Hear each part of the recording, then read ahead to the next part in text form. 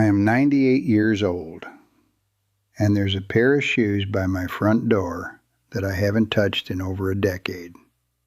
They're brown leather. Used to be anyway. Now they're something else.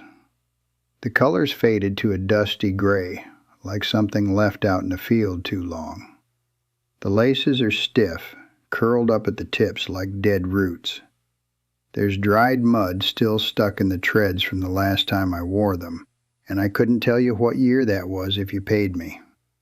A thin layer of dust sits on top of them, and every morning the sunlight comes through that door and lands right on them, like the universe is trying to remind me of something I already can't forget. I sit in this chair now, facing that door, facing those shoes, every single day. People love to talk about what kills you. They'll tell you it's the sugar, the red meat, the cigarettes, the butter, the salt, the whiskey. They've got a list, and they love that list, and they'll shake it in your face like a warning label. And sure, maybe some of that stuff didn't help. I won't argue. But I'm 98.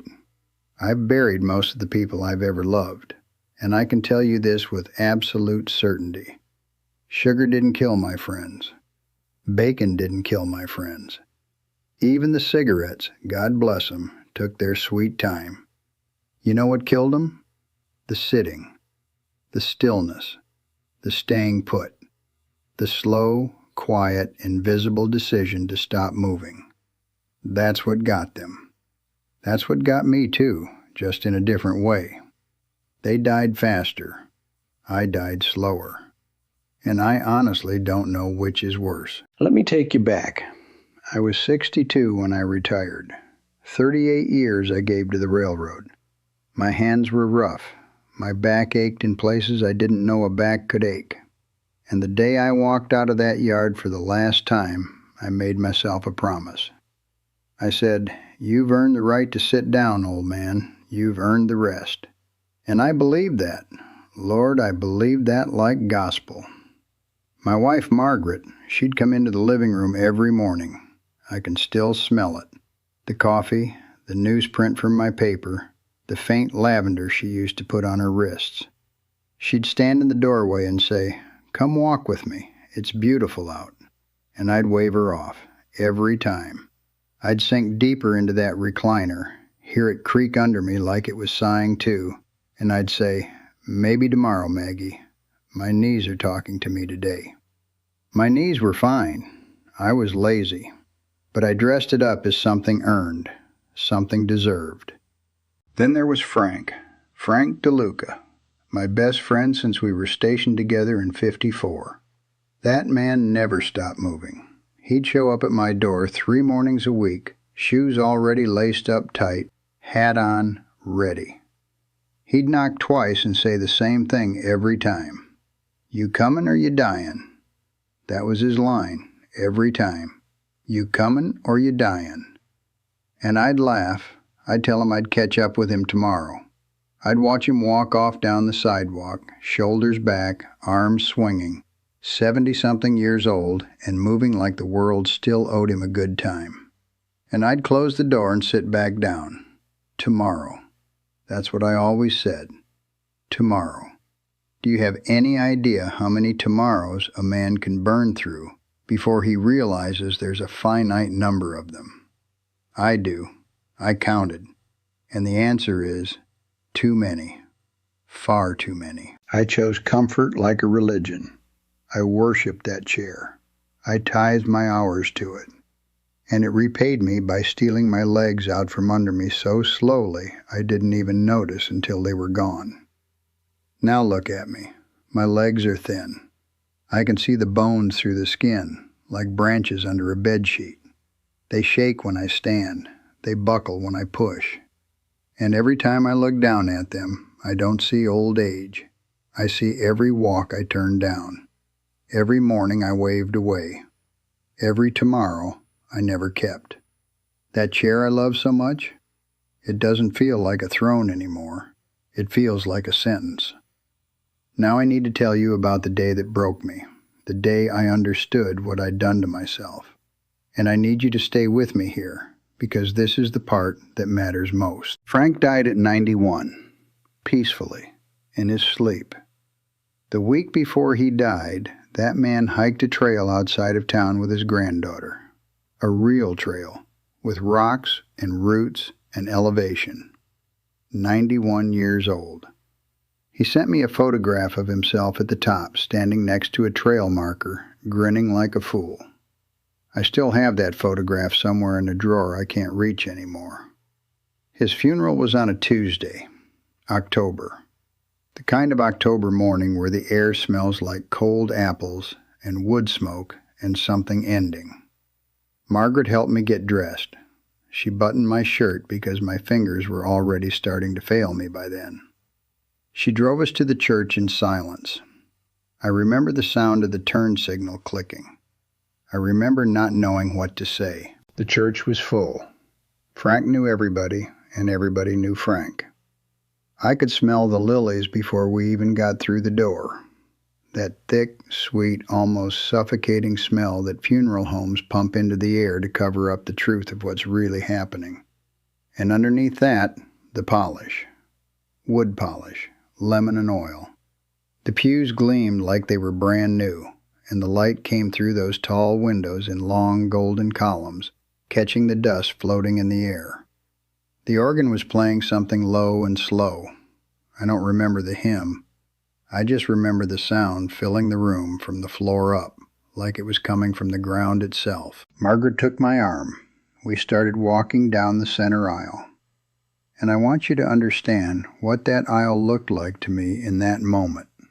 It was maybe 40 feet long, maybe less. A healthy man walks that in 10 seconds without thinking about it. But to me, standing at the back of that church, it looked like a highway. It looked like a mile. I took 3 steps. 4. My left knee buckled first, just folded like someone pulled a pin out of it. I grabbed the back of a pew. The wood was smooth and cold under my hand. Margaret tightened her grip on my arm. My grandson, David, he was sitting near the front, and I saw him stand up, his face changing, his eyes going wide. He came down that aisle fast and took my other arm, and right then, the organ stopped. The whole church went quiet, not the polite kind of quiet, the terrible kind, the kind of silence that wraps around you and squeezes. I could hear my own breathing. I could hear the fabric of my suit rustling against my body. I could hear someone 3 rows back whisper to their wife. I couldn't make out the words, but I could feel the pity in them. It was thick enough to choke on. Everyone was looking at me. Every face turned. Every set of eyes. And I was standing there in that golden light, in that lily-soaked air, gripping my grandson's arm like a drowning man gripping a rope, and I could not walk to my best friend's casket. I looked down at my feet. I was wearing dress shoes. Stiff, formal, polished. And I remembered Frank's voice, clear as a bell, like he was standing right next to me instead of lying in that box at the front of the room. He used to say it all the time, and I never listened. He'd say, "The body doesn't betray you. You betray it first." David and Margaret walked me the rest of the way. I made it to the casket. I looked down at Frank's face. He looked peaceful. He looked like a man who used everything he was given, and I looked like a man who let it rot. That silence in the aisle broke something in me, something that never healed. After the funeral, I tried. I want you to know that. I tried to start walking again. I dug those shoes out from beside the door. I held them in my hands and tried to bend the soles, but they were stiff, cracked. The leather had dried out and split along the sides. They'd been sitting so long the material had given up, just like my legs. I tried anyway. I made it to the end of the driveway the first day, the end of the block the second week, but the body had already collected its debt. You can't ignore a machine for 20 years and then expect it to run when you finally turn the key. It doesn't work like that. The rust was too deep. Margaret passed 4 years after Frank, quietly in the winter, and the house got so still I thought I'd lose my mind. Now it's just me, and the chair, and those shoes by the door. I can hear the park from my window. I hear children laughing, dogs barking, footsteps on the gravel path, joggers, couples, people moving through the world like it's the easiest thing there is. And for them it probably is. They don't know yet. They don't know that moving is a gift you can return without meaning to. And once you do, you don't get it back. The shoes sit there every day, right by the door, right in the sunlight. They're a monument. That's what they are. A monument to every morning Margaret asked me to walk and I said no. To every time Frank knocked and I stayed seated. To every tomorrow I promised and never delivered. And here's what haunts me most. Those shoes didn't wear out from use. Look at them. The treads are still there, frozen in dried mud from years ago. The laces are still intact. They didn't break down because I walked too many miles in them. They broke down because I walked none. They cracked from neglect. They decayed from stillness. Just like me. Life keeps walking past my window, and I just sit here. Now, listen to me. I know you're watching this from a chair, or a couch, or a bed. I know because that's what people do now. They sit and they watch other people talk about living instead of going out and actually doing it. I'm not going to coddle you. I'm 98 years old and I've lost that ability along with everything else. Sugar is not your problem. Carbs are not your problem. That piece of cake at the birthday party is not what's going to kill you. You want to know what will? The same thing that killed my friends. The same thing that killed my legs, my independence, my world. The sitting, the waiting, the putting it off, the comfortable, easy, painless decision to just do it tomorrow. Tomorrow is a thief, and it dresses up real nice. It sounds so reasonable, so harmless. Tomorrow, tomorrow, tomorrow.